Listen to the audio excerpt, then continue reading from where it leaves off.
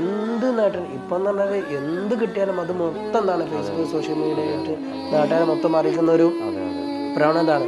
അങ്ങനെ ചെയ്യേണ്ട ആവശ്യമില്ല. അത് ചെയ്യുന്നത് വിപരീത ഫലമാണ് സൃഷ്ടിക്കുക എന്ന് പണ്ഡിതന്മാരൊക്കെ.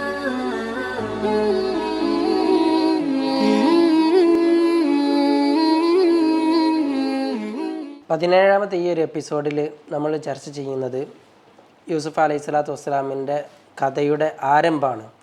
അല്ലാഹു സുബ്ഹാനഹു വ തആല അനുഗ്രഹിക്കട്ടെ. ഈ ഒരു കഥയുടെ ആരംഭം യൂസുഫ് അലൈഹി സ്വലാത്തു വസ്സലാം കാണുന്ന ഒരു സ്വപ്ന ദർശനവുമായി ബന്ധപ്പെട്ടിട്ടാണ്. ഇവിടെ അല്ലാഹു സുബ്ഹാനഹു വ തആല ആ ഒരു സൂറത്ത് യൂസുഫിൻ്റെ തുടക്കത്തിൽ പറയുന്നുണ്ട്, നഹ്നു നഖുസ്സു അലൈക അഹ്സനൽ ഖസസി ബിമാ ഔഹൈനാ ഇലൈക ഹാദൽ ഖുർആൻ വ ഇൻ കുൻത മിൻ ഖബ്ലിഹി ലമിനൽ ഗാഫിലീൻ. അള്ളാഹു പറയാണ്, നഹ്നു നഖുസ്സു അലൈക അഹ്സനൽ ഖസസി, മനോഹരമായിട്ടുള്ളൊരു ചരിത്രം നാം താങ്കൾക്ക് പറഞ്ഞു തരാമെന്നിട്ടാണ് എന്ന് പറഞ്ഞാണ് അല്ലാഹു സുബ്ഹാനഹു വ തആല ഒരു ചരിത്രം ആരംഭിക്കുന്നത്. എന്തുകൊണ്ടാണ് ഇങ്ങനെ മനോഹരമായിട്ടുള്ളൊരു ചരിത്രം എന്ന് പറയുന്നത് എന്ന ഒരു വിഷയത്തിൽ റാസിമാമൊക്കെ പറയുന്നുണ്ട് മനുഷ്യന് ഒരുപാട് ഗുണപാഠങ്ങളുള്ള ചരിത്രമാണ് മഹാനായ യൂസുഫ് അലൈഹി സ്വലാത്തു വസ്സലാമിൻ്റെത്. അതുകൊണ്ടാണ് അഹ്സനൽ ഖസസ് എന്ന മനോഹരമായിട്ടുള്ള ചരിത്രമെന്ന് മഹാനായ റാസി റഹ്മത്തുള്ളാഹി അലൈഹി നല്ല കഥയാണ്, അത് തീരുണ്ട്, അത് സ്വാധീനം ചെലുത്തുന്നതാണ്, കേൾക്കാൻ നല്ല ഒരു നല്ലൊരു സ്റ്റോറിയാണ്. പിന്നെ ഇതിൻ്റെ ഒരു ചരിത്രത്തിനൊരു ആരംഭം യൂസുഫ് അലൈഹി സ്വലാത്തു വസ്സലാം ഒരു സ്വപ്നം കാണുന്നുണ്ട്. ഇത് ഖാല യൂസുഫ് ലി അബീഹി യാ അബതി ഇന്നി റഅയ്തു അഹദ അശറ കൗകബ വശംസ വൽ ഖമറ റഅയ്തുഹും ലി സാജിദീൻ. യൂസുഫ് അലൈഹി സ്വലാത്തു വസ്സലാം തൻ്റെ പിതാവായിട്ടുള്ള യാക്കൂബ് അലൈഹി സ്വലാത്തു വസ്സലാമിനോട് പറയുന്നുണ്ട്, പിതാവേ, ഞാനൊരു സ്വപ്നം കണ്ടു. ഇന്നി റഅയ്തു അഹദ അശറ കൗകബ, 11 നക്ഷത്രവും അതുപോലെ തന്നെ സൂര്യനും ചന്ദ്രനും എനിക്ക് വേണ്ടി സുജൂദ് ചെയ്യുന്നതായിട്ട് ഞാൻ സ്വപ്നം കണ്ടു എന്ന് മഹാനായ യൂസുഫ് അലൈഹി സ്വലാത്തു വസ്സലാം തൻ്റെ പിതാവായിട്ടുള്ള യാക്കൂബ് അലൈഹി സ്വലാത്തു വസ്സലാമിനോട് പറയുകയാണ്.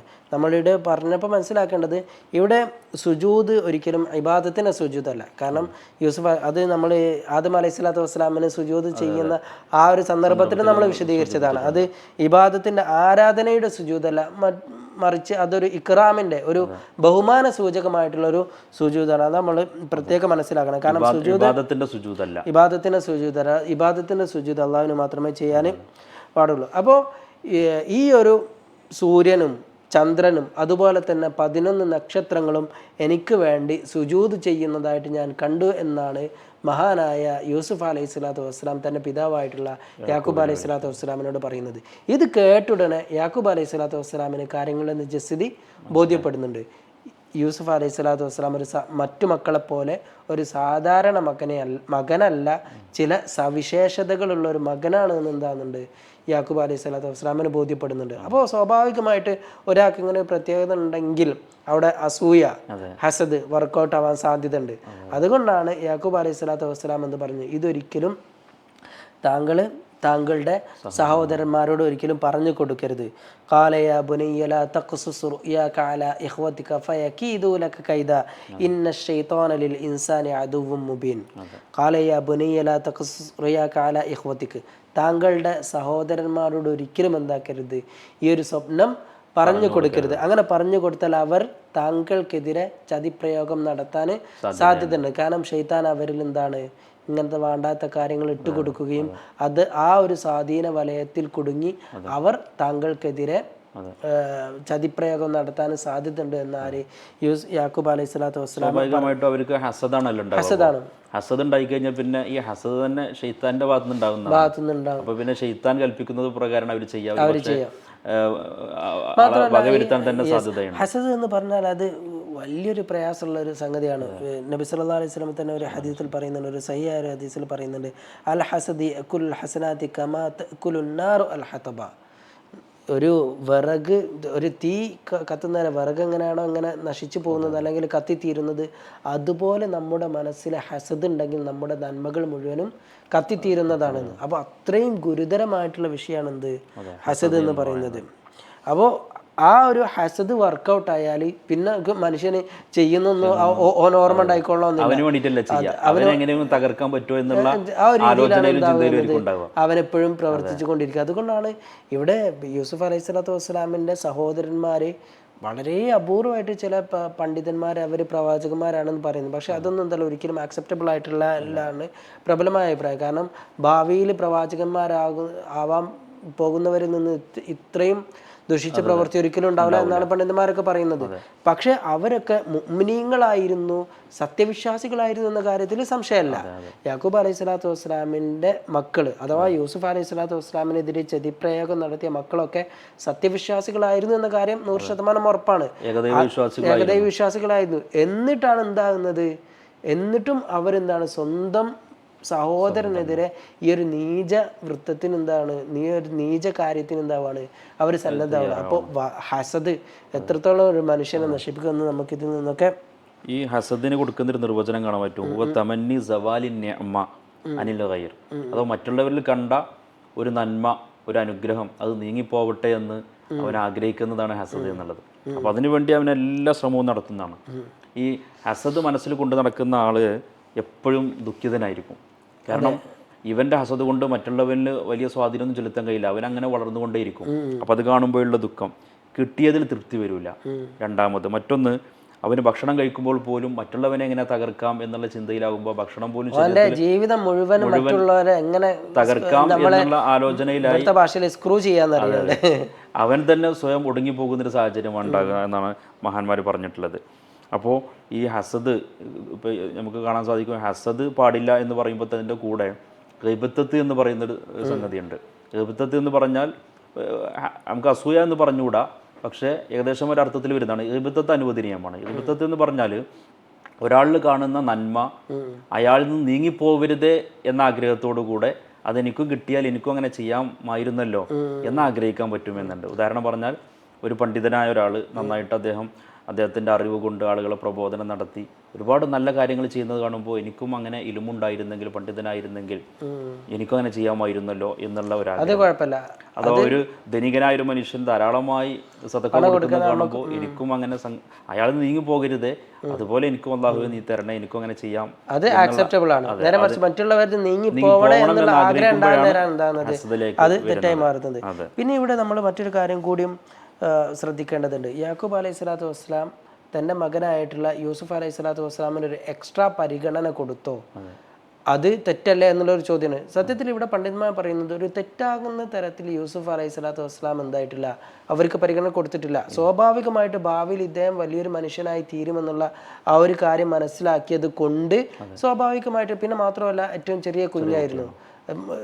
അപ്പോൾ അത്തരത്തിലൊരു ഇഷ്ടം മാത്രമേ എന്തായിട്ടുള്ളൂ, മനുഷ്യ സഹജമായിട്ടുള്ള ഒരു ഇഷ്ടം മാത്രമേ എന്തായിട്ടുള്ളൂ യാക്കൂബ് അലൈഹി സ്വലാത്തു വസ്സലാമിന്റെ പക്കൽ നിന്നുണ്ടായിട്ടുള്ളൂ. അതല്ലാതെ അവർക്ക് ഭക്ഷണം കൊടുക്കുക, മറ്റുള്ളവർക്ക് ഭക്ഷണം കൊടുക്കാതിരിക്കുക, ഇതൊന്നും ഒരു പ്രവാചകനിൽ നിന്നുണ്ടാവാൻ പാടില്ല. മാത്രമല്ല അനീതി കാണിച്ചിട്ടില്ല. അതാണ് നമ്മളിവിടെ മനസ്സിലാക്കേണ്ടത്. സ്വാഭാവികമായിട്ടുള്ള ഒരു ഇഷ്ടം കൂടുതൽ എന്താണ്, അതിന് പല കാരണങ്ങളുണ്ടാകും. ചെറിയ കുഞ്ഞായതായിരിക്കാം, പിന്നെ അതുപോലെ തന്നെ അവരിൽ നിന്നുള്ള ആ ഒരു ഭാവിയിൽ ഇങ്ങനെ ആകാൻ പോകുന്ന ഒരു വലിയൊരു വ്യക്തിയാണെന്ന് മനസ്സിലാക്കിയത് കൊണ്ടാവാം. ഇങ്ങനെ പല കാരണങ്ങൾ കൊണ്ടൊരു സ്നേഹം കൂടുതൽ ഉണ്ടായി എന്ന് മനസ്സിലാക്കേണ്ടതുണ്ട്. മനസ്സിൽ നിന്നുണ്ടാകുന്നതാണല്ലോ. പ്രവാചകന്റെ ചരിത്രത്തിലും കാണാൻ പറ്റും. ഒരിക്കൽ പറയുന്നുണ്ട്, എനിക്ക് ഭാര്യമാരോടൊക്കെ എനിക്ക് ഇഷ്ടമാണ്. ജീവിതത്തിൽ എനിക്ക് 3 ഇഷ്ടം പറഞ്ഞ കൂട്ടത്തിൽ ഒന്ന് അന്നിസാ, തൻ്റെ ഭാര്യമാരാണ് എണ്ണിയത്. വലിയ ഇഷ്ടമായിരുന്നു. അക്കൂട്ടത്തിൽ എനിക്ക് ഖദീജയോടും ആയിഷയോടൊക്കെ റളിയല്ലാഹു അൻഹും എനിക്ക് ഇഷ്ടം കുറച്ച് കൂടുതലുണ്ട്. അള്ളാഹു അതെൻ്റെ മനസ്സിൽ നിന്നുണ്ടാകുന്നതാണ്. അതെ അതെ, മനസ്സിനെ എനിക്ക് നിയന്ത്രിക്കാൻ കഴിയില്ലല്ലോ എന്ന് പറഞ്ഞ് റസൂലുള്ളാഹി തങ്ങൾ പറയുന്ന ഒരു രംഗം കാണാൻ പറ്റും നമുക്ക്. അതെ, പിന്നെ ഇതൊക്കെയാണ് നമ്മൾ അതിൽ പിന്നെ നമ്മൾ മനസ്സിലാക്കേണ്ട ഒരു കാര്യം.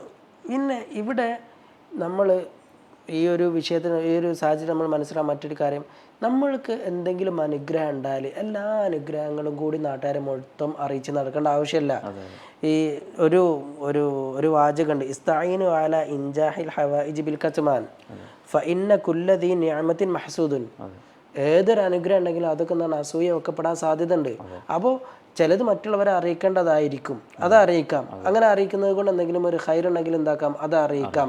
പിന്നെ മറ്റുള്ളവർക്ക് പ്രചോദനമാവുന്നുള്ള തരത്തിൽ എന്താണ് അറിയിക്കാം. ഇനി അല്ലെങ്കിൽ ഇപ്പോൾ നമ്മളൊക്കെ മക്കൾക്ക് എന്തെങ്കിലും മാർക്ക് കിട്ടിയാൽ അപ്പോൾ അവനൊരു പ്രോത്സാഹനം എന്നുള്ള അർത്ഥത്തിൽ മറ്റുള്ളവരുടെ മുന്നിൽ ഇവൻ മാർക്ക് വാങ്ങി നല്ല ഉഷാറാണെന്ന് ഇങ്ങനെ എന്തെങ്കിലും ഒരു ഖൈറുണ്ടെങ്കിൽ ആ ഖൈറുള്ളത് മാത്രമേ നമ്മൾ എന്താക്കേണ്ട ആവശ്യമുള്ളൂ, ഇങ്ങനെ പറഞ്ഞു കൊടുക്കുകയും ആ ഒരു ഹൈറിൻ്റെ ആ ഒരു പരിധി മാത്രമേ എന്താണുള്ളൂ പറയേണ്ടത്. അല്ലാതെ എന്ത് നേട്ടം ഇപ്പം എന്ന് പറഞ്ഞാൽ എന്ത് കിട്ടിയാലും അത് മൊത്തം എന്താണ് ഫേസ്ബുക്ക് സോഷ്യൽ മീഡിയ ആയിട്ട് നാട്ടുകാരെ മൊത്തം അറിയിക്കുന്ന ഒരു പ്രവണതയാണ്.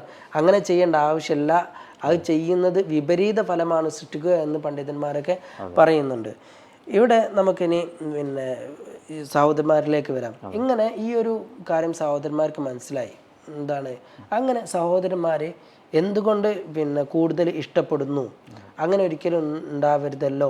അതിനൊരു പരിഹാരം എന്നോണം അവരെന്താണ് ആലോചിച്ചെത്തിയത്?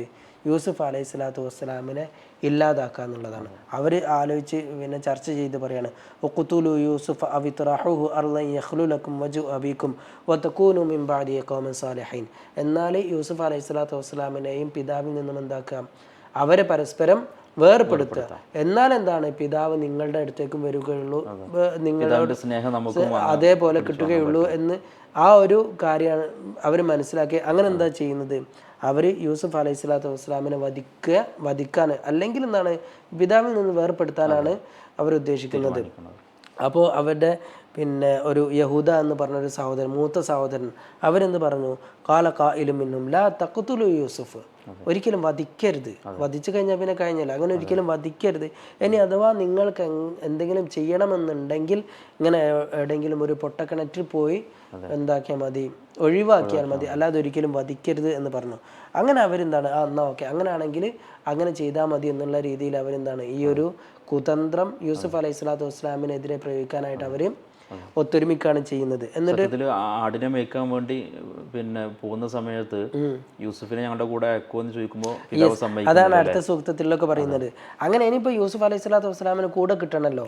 അങ്ങനെ ഇവർ വന്ന് യാക്കൂബ് അലൈഹി സ്വലാത്തു വസ്സലാമിനോട് പറയാനുണ്ട്, ഖാലു യാ അബാനാ മാ ലക ലാ തഅമന്ന അലാ യൂസുഫ വ ഇന്നാ ലഹു ലനാസിഹൂൻ അർസിൽഹു മഅനാ ഗദൻ യർതഉ വയൽഅബു വ ഇന്നാ ലഹു ലഹാഫിളൂൻ. യൂസുഫ് അലൈഹി സ്വലാത്തു വസ്സലാമിനോട് പറയാണ്, യൂസുഫ് അലൈഹി സ്വലാത്തു വസ്സലാമിൻ്റെ സഹോദരന്മാർ യാക്കൂബ് നബിയോട് പറയാണ്, യൂസുഫ് നബി ഒന്ന് ഞങ്ങളുടെ കൂടെ അയക്ക്, ഞങ്ങളുടെ കൂടെ വന്ന് ഓടി കളിച്ചൊന്ന് എൻജോയ് ചെയ്യട്ടെ. അപ്പോൾ യാക്കൂബ് അലൈഹി സ്വലാത്തു വസ്സലാമിന് എന്താകുന്നുണ്ട്, അയക്കാൻ മനസ്സ് വരുന്നില്ല. അപ്പോൾ ഖാല ഇന്നി ലയഹ്സുനുനി അൻ തദ്ഹബൂ ബിഹി വഅഖാഫു അൻ യഅകുലഹു ദിബു അൻതും അൻഹു ഗാഫിലൂൻ. നിങ്ങളുടെ കൂടെ വിട്ടാൽ നിങ്ങൾ അശ്രദ്ധരായിരിക്കുന്ന സന്ദർഭത്തിൽ അവരെ വന്ന് ചെന്നായ ഭക്ഷിക്കുക, അങ്ങനെയൊക്കെ ഞാൻ ഭയപ്പെടുന്നു, അതുകൊണ്ട് വിടുന്നില്ല എന്ന് യാക്കൂബ് അലൈഹി സ്വലാത്തു വസ്സലാം പറയുന്നുണ്ട്. പിന്നെ അവരിങ്ങനെ പിന്നെ കുറെ ഇൻസിസ്റ്റ് ചെയ്തപ്പോൾ കുറെ വീണ്ടും പറഞ്ഞപ്പോഴെന്താണ് അവരെ കൂടെ വിടുകയും ചെയ്തു. അങ്ങനെ നേരെ അവർ കൊണ്ടുപോയിട്ട് യൂസുഫ് അലൈഹി സ്വലാത്തു വസ്സലാമിനൊരു പൊട്ടക്കിണറ്റിൽ ഇടുകയാണ് ചെയ്തത്. ഇൻഷാ അല്ലാഹ് ഇനി അതിന്റെ ബാക്കി. യഹൂദനെ പറ്റി പറഞ്ഞപ്പോൾ അവരുടെ കൂട്ടത്തിൽ ഏറ്റവും പ്രായമുള്ള ആളായിരുന്നല്ലോ, അതുകൊണ്ട് തന്നെ അദ്ദേഹത്തിന്റെ പിന്നെ ഏറ്റവും മുതിർന്ന ആളുടെ അഭിപ്രായം സ്വീകരിക്കുമല്ലോ. പക്ഷെ അവിടെ തഫ്സീറിലൊക്കെ കാണാൻ പറ്റും, സത്യത്തിൽ സഹായത്തിന് വേണ്ടി ചോദിച്ചു എന്നാണ് യൂസുഫ് നബി അലൈഹി സ്വലാം. അപ്പോൾ സഹോദരങ്ങൾക്കൊന്നും മനസ്സിലലിഞ്ഞില്ല, യഹൂദയുടെ മനസ്സാണ് അലിഞ്ഞത് തൻ്റെ സഹോദരൻ സഹായത്തിന് വേണ്ടി അഭ്യർത്ഥിക്കുമ്പോൾ. അപ്പോൾ കൊല്ലരുത് എന്ന് പറയുന്നുണ്ട് യഹൂദ, നിങ്ങൾ നേരത്തെ പറഞ്ഞ പോലെ. അപ്പോൾ ഇവർ യഹൂദക്ക് നേരെ തിരിയാണ്, ഇവരുടെ പോലുള്ള സ്നേഹം പിതാവിൻ്റെ നിന്ന് കിട്ടാൻ വേണ്ടിയുള്ള ഒരു ശ്രമമാണ് എന്ന് അവർ പറയുന്നുണ്ട്. അപ്പോൾ അത് ഒരു പക്ഷേ യഹൂദനെ അവർ വധിക്കുമോ എന്ന് തോന്നിയപ്പോൾ യഹൂദ പറഞ്ഞിരുന്നാൽ പിന്നെ ഒരു പൊട്ടക്കിണറ്റിലേക്ക് ആരാരും വന്ന് നോക്കാത്തൊരു കിണറിലേക്ക് വലിച്ചെറിയാമെന്ന് യഹൂദ പറയുമ്പോൾ അവർ അംഗീകരിക്കുന്നത്. ഈ സഹായത്തിന് വിളിക്കുമ്പോൾ അവർ പറയുന്നുണ്ട്, നീ കണ്ട 11 നക്ഷത്രങ്ങളുണ്ടല്ലോ, ഈ നക്ഷത്രങ്ങളെ സഹായത്തിന് വിളിക്കൂ എന്നൊക്കെ പറഞ്ഞ് പരിഹസിക്കുന്നുണ്ട് സഹോദരങ്ങൾ. അത് വല്ലാത്തൊരു ക്രൂരമായിട്ടുള്ള പൈശാചികമായിട്ടുള്ള കാര്യമാണ് അവർ സഹോദരന്മാർ യൂസുഫ് അലൈഹി സ്വലാത്തു വസ്സലാമിനെതിരെ പ്രയോഗിച്ചത് എന്ന് ചുരുക്കം. ഇൻഷാ അല്ലാഹ് നമുക്ക് അതിൻ്റെ ബാക്കി നമുക്ക് അടുത്ത ക്ലാസ്സിൽ അടുത്ത എപ്പിസോഡിൽ ചർച്ച ചെയ്യാം. അല്ലാഹു അനുഗ്രഹിക്കട്ടെ. അസ്സലാമു അലൈക്കും വറഹ്മത്തുള്ളാഹി വബറകാതുഹു.